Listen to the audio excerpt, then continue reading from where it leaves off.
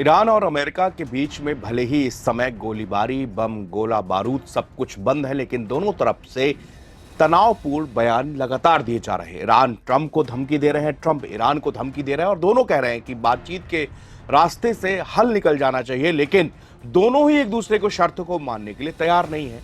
Middle east में इसको लेकर तनाव चरम पर है और 3 साल में पहली बार क्रूड ऑयल के दाम हाईएस्ट रेट पर $120 को पार कर गए। लेकिन इन सब के बीच में एक दिन पहले डोनाल्ड ट्रंप और पुतिन के बीच में 90 मिनट की फोन कॉल हुई है। ये बहुत ही अहम बातचीत हुई है, वो भी ऐसे वक्त पर जबकि ईरान और अमेरिका दोनों लोगों के बीच में सीज फायर को लेकर बातचीत हो रही है। और ऐसे बातचीत के बीच में पुतिन ने और ट्रंप के बीच में 90 मिनट की बातचीत हुई, जिसमें से सबसे अहम मुद्दा यूक्रेन वाली जंग रही। ये मिडिल ईस्ट में तनाव है और दूसरी बात हिल्टन होटल पे जो हमला ट्रंप पर हुआ था, इसके बारे में यह भी टॉपिक में बातचीत में एक अहम हिस्सा रहा। लेकिन इन सब के बीच पुतिन ने एक बात बहुत मजबूती के साथ में रखी और सबसे इस 90 मिनट की बातचीत में सबसे अहम था कि उन्होंने कहा कि मैं मध्यस्थता करने के लिए तैयार हूं।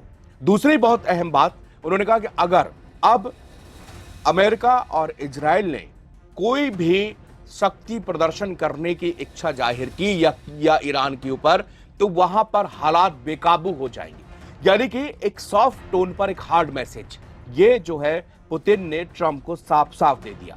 इसके अलावा उन्होंने बताया कि सीज फायर की हम सराहना करते हैं। आपने ईरान और अमेरिका के बीच में जो सीज फायर हुआ वो बहुत बेहतर हुआ।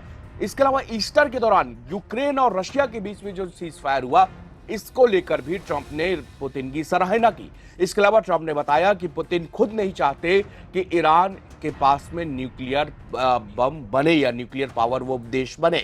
उन्होंने ट्वीट करके बाकायदे इसकी जानकारी, लेकिन रूस की तरफ से जो जानकारी यहां पर दी गई है वो ज्यादा विस्तार से है, उसके बारे में मैं आपको बताता हूं। उन्होंने कहा कि यूक्रेन की जंग को सुलझाने के लिए हम बातचीत का प्रयास करते हैं। ट्रंप ने कहा कि आने वाले कुछ दिनों में हम देखेंगे कि रूस और यूक्रेन के बीच शांति स्थापित हो सकती है। इन दोनों की बातचीत के दौरान पे एक सबसे बड़ा मैटर आया हिल्टन होटल वाला।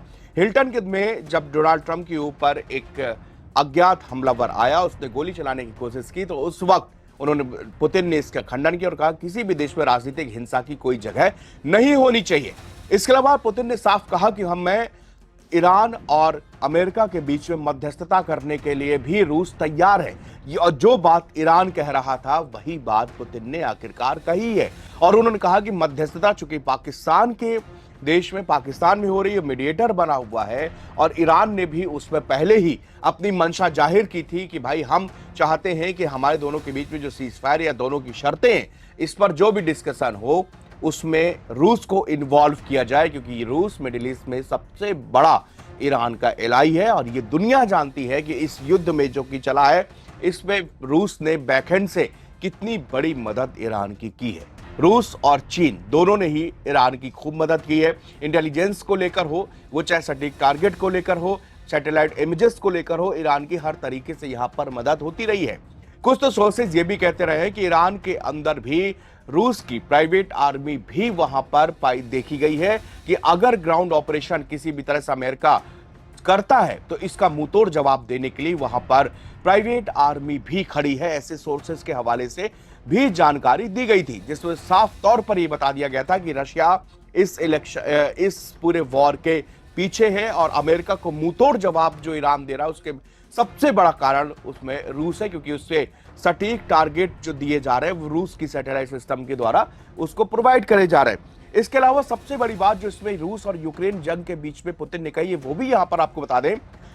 पुतिन ने कहा है कि जो कि 3 सालों से ये रूस और यूक्रेन के बीच में युद्ध लंबा खिंच रहा है, इसके पीछे यूरोप और नाटो देश हैं। ये लगातार हमारे देश के अंदर ऐसी आतंकवादी घटनाएं कर रहे हैं जिसके कारण ये युद्ध लगातार लंबा खिंच रहा है। रूस ने कहा कि हम अपने सभी टारगेट पर पहुंच रहे हैं और जल्द ही हमारे जितने भी मिशन हैं उनको हम कंप्लीट करेंगे। लेकिन इस दौरान यूरोप के देशों ने जिस तरह की भूमिका निभाई है वो बहुत ही संदेह भरा ही है। उन्होंने ट्रंप से बताया कि यूरोप के देशों ने हमारे देश में किस तरह से आतंकवादी घटनाएं कर रहे हैं, जिसके कारण रूस और यूक्रेन के बीच में ये जंग जो है वो लंबा खिंचता चला जा रहा है। उन्होंने कहा इन लोगों को उत्तरदायी ठहराना चाहिए और जो कि नाटो देश लगातार अलग अलग तरीकों से हमारे देश हमारे दोनों देशों के बीच में इंटरफेयर कर रहे हैं, वो उसको बर्दाश्त नहीं किया जाएगा।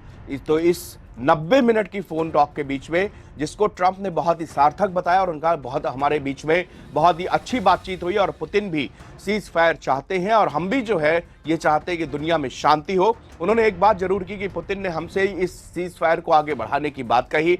हमने भी उनसे इसी लहजे में कहा कि हम भी चाहते हैं कि रूस और यूक्रेन का युद्ध समाप्त किया जाए। इन सब विषयों पर 90 मिनट की रूस और यूक्रेन के बीच में चर्चा हुई, लेकिन इन सब के बीच में अहम था ईरान वाले मसले को लेकर, जिसमें रूस ने कहा है कि वो मध्यस्थता करने के लिए तैयार है और हम सभी वर्गों के, सभी देशों के संपर्क में भी है। शुक्रिया।